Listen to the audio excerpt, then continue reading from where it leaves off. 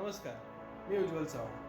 तर विकेंडच्या दिवशी मी होतो पुण्यात आणि आमचा आउटिंगचा प्लॅन आधीपासून ठरला होता, तो म्हणजे लोणावळा. पण ह्यावेळी आम्हाला नेहमीच्या टुरिस्ट प्लेसपेक्षा एखादी हिडन प्लेस एक्सप्लोअर करायची होती. म्हणून आम्ही 2 वॉटरफॉल शोधून काढले होते, माऊ वॉटरफॉल आणि बेंडेवाडी वॉटरफॉल. आणि मग काय, आम्ही निघालो आमच्या ॲडव्हेंचरला.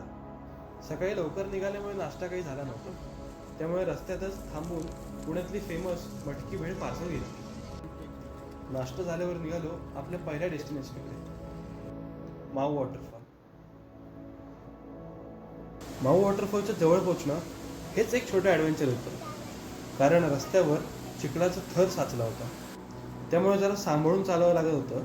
साधारण 10 मिनटं चालल्यानंतर शेवटी आम्ही वॉटरफॉलजवळ पोहोचलो. वीकेंड असल्यामुळे तिथे बरीच गर्दी होती आणि पाऊस कमी असल्यामुळे वॉटरफॉलमध्ये पाणीही कमी होतं. आम्ही धबधब्यावर आलेलो होतो, पण घरचे बोललेत भिजू नका म्हणून सोबत रेनकोट घेऊन आलो. रेनकोट धबधब्याखाली जाणार पण भिजणार नाही.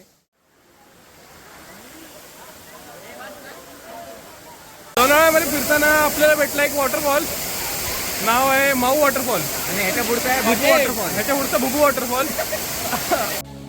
पण तरी सुद्धा तिथला वाईब आणि एक्सपिरियन्स खूप छान होता.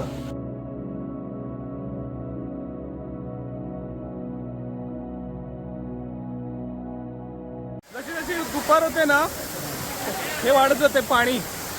आता आधी आलो तेव्हा पाणी नव्हतं, जेव्हा आता आलो तेव्हा फुल पाणी येणं फोर्स चालू आहे.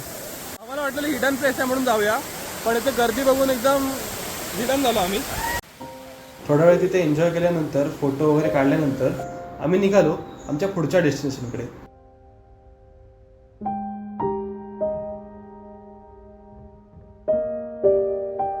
बेंडेवाडीच्या दिशेने जाताना आजूबाजूला भरपूर ग्रीनरी होती.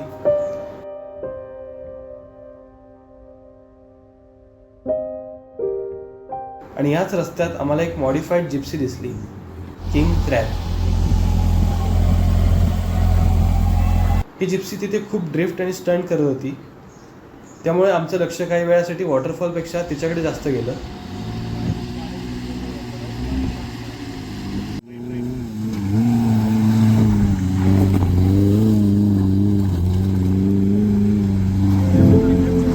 पण थांबायचं नव्हतं, कारण पुढे अजून एक वॉटरफॉल आमची वाट पाहत होता.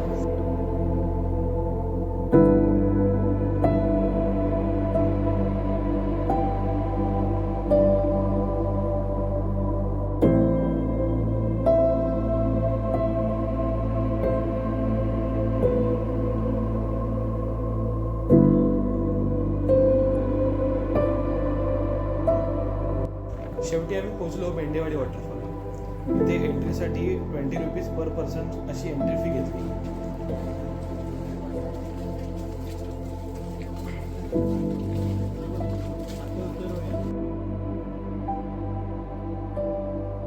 दुरून पाहिल्यावर वॉटरफॉल अगदी छोटासा वाटत होता, पण जसं जसं आम्ही जवळ गेलो तसं कळलं की वॉटरफॉल खूप मोठा आहे. इथे पाण्याचा फ्लो देखील जास्त होता as compared to Mau waterfall. आम्ही वॉटरफॉलपासून थोडं लांब उभे असतानाही पाण्याचे तुषार आमच्या अंगावर पडत होते. आणि सगळ्यात खास गोष्ट म्हणजे पाणी एकदम स्वच्छ आणि पांढरशुभ्र दिसत होतं. इथपर्यंत पोहोचण्याचा रस्ताही पूर्ण ॲडव्हेंचरस होता, त्यामुळे वॉटरफॉलसोबत तो प्रवाससुद्धा एक वेगळाच एक्सपिरियन्स होता.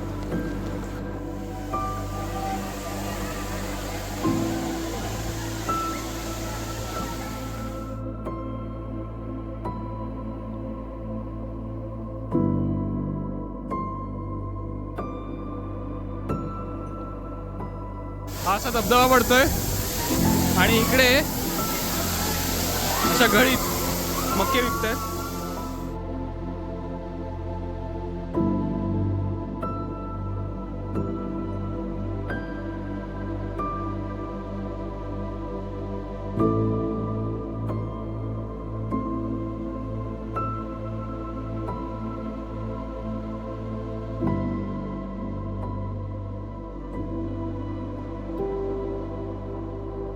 थांबूया, पुन्हा भेटूया पुढच्या ब्लॉगमध्ये.